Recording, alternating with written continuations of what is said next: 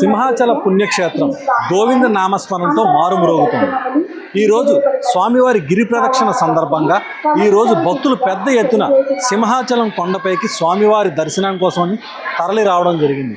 ఇప్పటికే తెల్లవారుజామున 6 గంటల నుంచి కూడా దాదాపుగా కొన్ని వేల మంది స్వామివారిని దర్శించుకునే పరిస్థితి కనిపిస్తుంది. ఇప్పుడు మీరు చూసినటువంటి ఇదంతా కూడా క్యూ లైన్. ఈ క్యూ లైన్లో మొత్తం దాదాపుగా ఇప్పటికే కొన్ని వేల మంది స్వామివారి కోసం లైన్లో వేచి ఉన్నారు. అయితే ఈ క్యూ లైన్లో భక్తులకు ఎటువంటి ఇబ్బందులు కలగకుండా దేవస్థానం అధికారులు ప్రత్యేకంగా ఏర్పాట్లు చేశారు. ఎందుకంటే భక్తుల రద్దీని ఊహించుకొని ముందుగానే ఇక్కడ ప్రత్యేకమైన ఏర్పాట్లు చేయడం జరిగింది. ఎవరికి ఎటువంటి ఇబ్బంది కలగకుండా లైన్ పూర్తిగా ఎక్కడ ఆగకుండా సజావుగా డైరెక్ట్గా దర్శనం చేసుకునే విధంగా మొత్తం ఏర్పాట్లు చేశారు. ఇప్పుడు మీరు చూస్తున్నటువంటి ఈ క్యూ లైన్ ఎక్కడా కూడా ఆగకుండా కంటిన్యూస్గా భక్తులు అలా మూవ్ అవుతూనే ఉన్నటువంటి పరిస్థితి. అలాగే గర్భగుడిలో కూడా స్వామివారి దర్శనం కూడా ఎక్కడ భక్తులు వేచి ఉండకుండా అలా వెంటనే స్వామివారి దర్శించుకుని బయటికి వెళ్ళిపోయే విధంగా కూడా ఏర్పాట్లు చేయడం జరిగింది. మొత్తం ఈరోజు గిరి ప్రదక్షిణ సందర్భంగా సింహాచలం క్షేత్రం పైన భక్తులతో మొత్తం పూర్తిగా కూడా సింహాచల క్షేత్రం కిటకిటలాడే పరిస్థితి కనిపిస్తుంది. మరోవైపు ఈరోజు గిరి ప్రదక్షిణ పూర్తి చేసుకుని రేపు పౌర్ణమి రోజు మళ్ళీ స్వామివారి దర్శనానికి వచ్చే భక్తుల కోసం కూడా ప్రత్యేకమైన ఏర్పాట్లు చేశారు. ఎందుకంటే ఈరోజు స్వామివారి కొండ చుట్టూ 32 కిలోమీటర్లు తిరిగే భక్తులు కాలినడకన 32 కిలోమీటర్లు తిరిగిన తర్వాత రేపు ఉదయం మళ్ళీ దర్శనంకి వస్తారు కనుక వారికి ఎటువంటి ఆటంకం ఇబ్బంది కలగకుండా ప్రత్యేకంగా ఏర్పాట్లు చేయడం జరిగింది.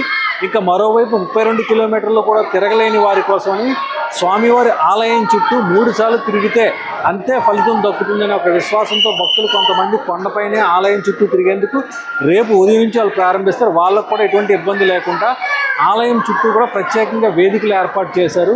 ఒకవైపు దర్శనం వెళ్తూ ఉంటుంది, మరోవైపు ఆలయం చుట్టూ ప్రదక్షిణ చేసేవారి కోసం అని చెప్పేసి పెద్ద ఎత్తున వేదికలు అంటే స్టేజెస్ ఏర్పాటు చేసి ఆ స్టేజెస్ మీదుగా వాళ్ళంతా కూడా పైకి స్వామివారి దర్శనంకి వెళ్ళే వీలుగా కల్పించడం జరుగుతుంది.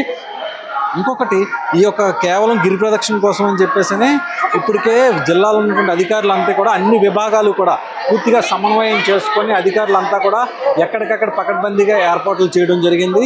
జీవీఎంసీ, పోలీసు, అలాగే రెవెన్యూ డిపార్ట్మెంటు, దేవాదాయ శాఖ వీళ్ళంతా కూడా మొత్తం సిబ్బందిని నియమించుకొని పూర్తిగా కూడా ఇక్కడ భక్తులకు ఎటువంటి అసౌకర్యం కలగకుండా చర్యలు తీసుకోవడం జరిగింది. దాదాపుగా 3200 మంది పోలీసులు బందోబస్తు కూడా నిర్వహిస్తున్నారు.